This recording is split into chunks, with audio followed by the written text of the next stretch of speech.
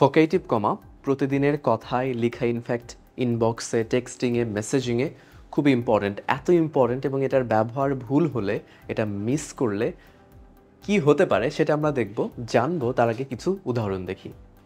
দেখুন, আপনি আপনার বন্ধুকে, কোনো একজন বন্ধুকে বলছেন আপনার রান্না করতে ভালো লাগে। আপনি যদি এভাবে লেখেন I love cooking my friend, তার মানে বোঝায় আপনি আপনার বন্ধুকে রান্না করতে ভালো লাগে। যেমন এখানে যদি থাকতো আই লাভ কুকিং বিরিয়ানি, সেরকম I love cooking my friend.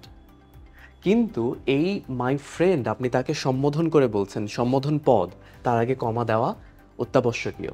I like cooking my friend, I like cooking, সেখানে বলার সময় একটা পজ থাকবে এবং লেখার সময় তো ডেফিনেটলি কমা দিতেই হবে, তাছাড়া it would be a blunder. So I like cooking my friend, I like cooking my friend. Comma না দিলে কি হবে? আপনি আপনার বন্ধুকে রান্না করতে ভালোবাসেন। দেন এখন আমি প্রথমে বললাম সরি, ধরুন আপনি স্টুডেন্টদেরকে বলছেন চলো স্টুডেন্ট এখন খাওয়া দাওয়া করি, কিন্তু আপনি যদি এইভাবে লিখেন লেটস ইট স্টুডেন্টস, তার মানে চলো স্টুডেন্টদের খাই। How does that sound? Instead you have to, আপনাকে অবশ্যই এখানে একটা কমা দিতে হবে, লেটস ইট স্টুডেন্টস। আপনি স্টুডেন্টকে সম্বোধন করে বলছেন, স্টুডেন্টসটা শুরুতেও থাকতে পারে স্টুডেন্টস, তারপরে কমা, লেটস ইট।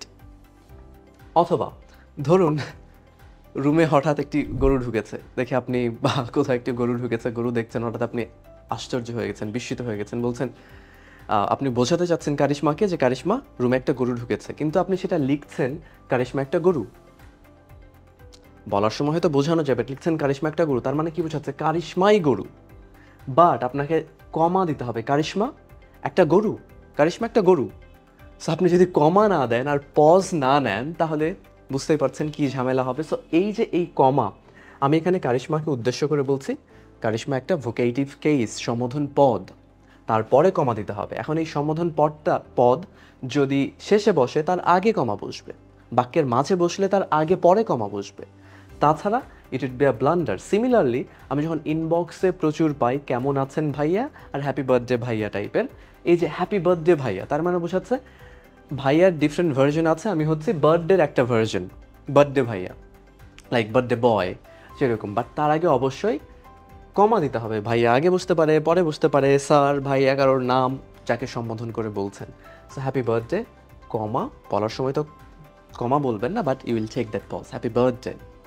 সো এই ভোকেটিভ কেস ঠিকঠাক ব্যবহার করুন এবং যে অর্থের অ্যাম্বিগুইটি সেটা থেকে দূরে থাকুন। Thank you very much for watching the video and see the next video. Take care, bye by.